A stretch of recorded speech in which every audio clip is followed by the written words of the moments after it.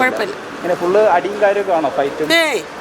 ഈ പൊന്നിന്റെ പേരിലുള്ള സ്വർണ്ണം പിന്നെ എന്തോ എനിക്കൊന്നു കൊല്ലത്താണ് ഈ ഇതിൽ പറയുന്ന ഈ കല്യാണ സമയത്ത് കല്യാണ ദിവസം ഈ കല്യാണ മണ്ഡപത്തിൻ്റെ ഫ്രണ്ടിലും ഊണുപുരയുടെ ഫ്രണ്ടിലും ഒക്കെ ഈ മേശയിട്ട ആളെ ഇരുത്തി അല്ല ഈ കാശ് പിരിക്കാൻ വേണ്ടി ആളെ ഇരുത്തി ഒരു ബുക്ക് ഉണ്ടാവും, അതിൽ പേരും ബേസിൽ നൈസ് ആയിരുന്നു, പക്ഷെ മൂവി ഭയങ്കര ആവറേജ് ആണ്. കൊള്ളാം. ആദ്യം കുറച്ച് റോങ് ആയിരുന്നു, പിന്നെ കൊള്ളായിരുന്നു. എല്ലാവരും റോങ് ആണ്. റോങ് അങ്ങേര് കുറച്ച് റോങ് ആണ്.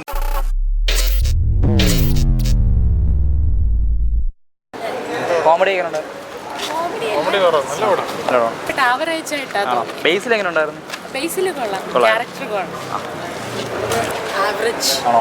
ബേസിലൊക്കെ എങ്ങനെ ഉണ്ടായിരുന്നു? ബേസിൽ നൈസ് ആയിരുന്നു, പക്ഷെ മൂവി ഭയങ്കര ആവറേജ് ആയിരുന്നു. പ്രത്യേകിച്ച് ഒന്നും ഇല്ലായിരുന്നു. ലൈക്ക് ഒരു സിംഗിൾ ഷോട്ട് മൂവി ഭയങ്കര ആവറേജ് ആയിരുന്നു. വലിയ എക്സ്പെക്റ്റഡ് ആയിട്ടുള്ള ഒന്നും കിട്ടിയില്ല. അത്ര പോരാ. സെക്കൻഡ് ഹാഫ് കൊള്ളാം. ബേസിൽ അഭിനയൊക്കെ നൈസായിരുന്നു. ബേസിൽ നമ്മളെ സജിൻ ഗോപു അവര് നൈസായിരുന്നു. അവര് സീനാണ്, അങ്ങേര് കുറച്ച് റോങ് ആണ്. നന്നായി ചെയ്തിട്ടുണ്ട്. കൊള്ളാം. നായിക കൊള്ളാം. ആദ്യം കുറച്ച് റോങ് ആയിരുന്നു, പിന്നെ കൊള്ളായിരുന്നു. എല്ലാവരും റോങ് അങ്ങേര് കുറച്ച് റോങ് ആണ്. അമ്പാനാരും അങ്ങനെ കുറച്ച് റോങ്, ബാക്കി എല്ലാവരും ഓക്കെ. നിങ്ങളുടെ സിനിമ എങ്ങനെ ഉണ്ടായിരുന്നു? ബേസിലിന്റെ ഇഷ്ടമാണോ? ബേസിലിന്റെ പടങ്ങൾ എങ്ങനെ ഉണ്ടായിരുന്നു? നല്ലായിരുന്നു. അമ്പാനെ അറിയാവോ? അമ്പാൻ തടിച്ചിട്ട് സജിൻ ഗോപു പുള്ളി ഫൈറ്റ് ഒക്കെ ചെയ്യുന്നു. എങ്ങനെയുണ്ട് മൊത്തത്തിൽ സിനിമ? എങ്ങനെയുണ്ട്? തരക്കേടില്ല, കുഴപ്പമില്ല. ഇങ്ങനെ ഫുള്ള് അടിയും കാര്യമൊക്കെ ആണോ ഫൈറ്റും? ഈ പൊന്നിന്റെ പേരിലുള്ള സ്വർണ്ണം നല്ല സിനിമയാണ്. പൊന്മാൻ എന്ന് പറയുമ്പോൾ സ്റ്റാർട്ടിങ് ടു എൻഡ് വളരെ ലാഗിങ് ഒന്നും ഇല്ലാതെ കാണാൻ പറ്റിയ സിനിമ.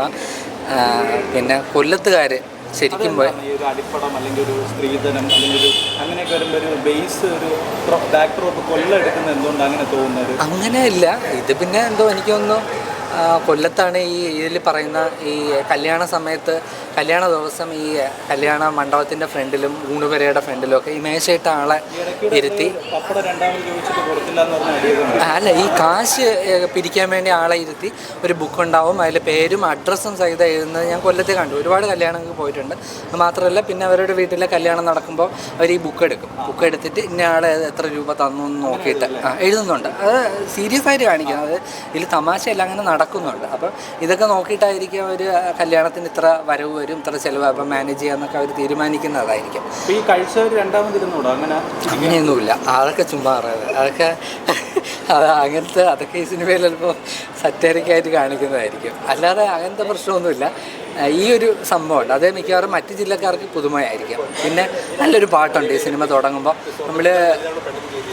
നമ്മൾ ഈ കോഴിക്കോടിനെ കുറിച്ചും ഇടുക്കിയെക്കുറിച്ചൊക്കെയുള്ള സിനിമയിൽ പാട്ടില്ലേ, അതേപോലെ സിനിമ തുടങ്ങുമ്പോൾ രശ്മി സതീഷാണെന്ന് തോന്നുന്നൊരു ആ പാട്ട് പാടി.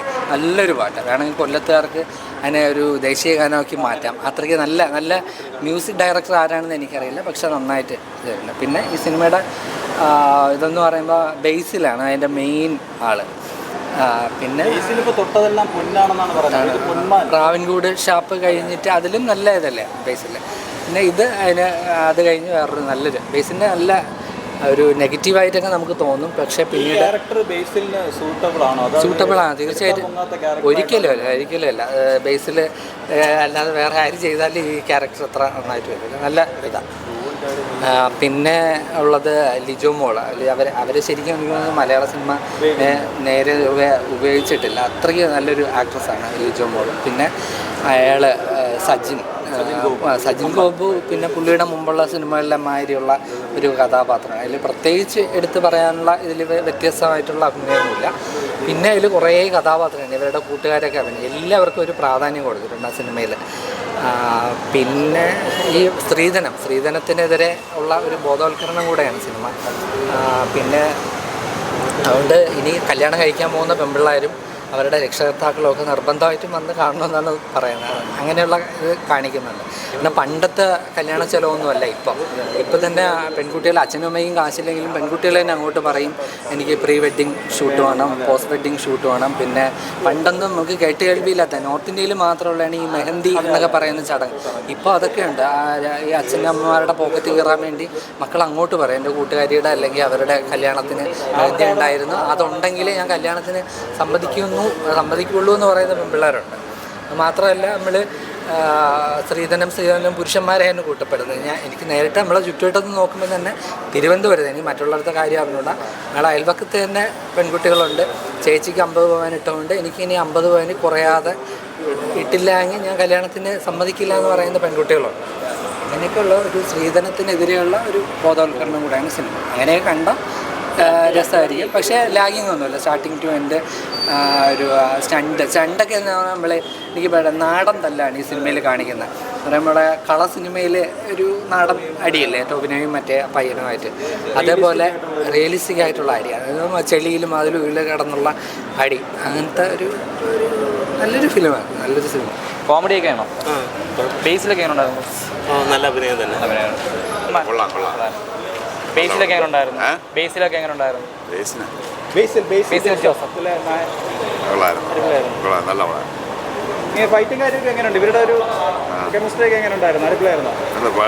ഇപ്പൊ ഇറങ്ങിയത് നല്ല അവിടെ തന്നെ കൊള്ളായിരുന്നു. ഇഷ്ടപ്പെട്ടു. കോമഡിയൊക്കെ ഉണ്ടോ? ചിരിക്കാനൊക്കെ ഉണ്ടായിരുന്നോ?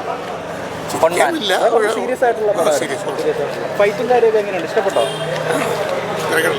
തിരക്കേടില്ല.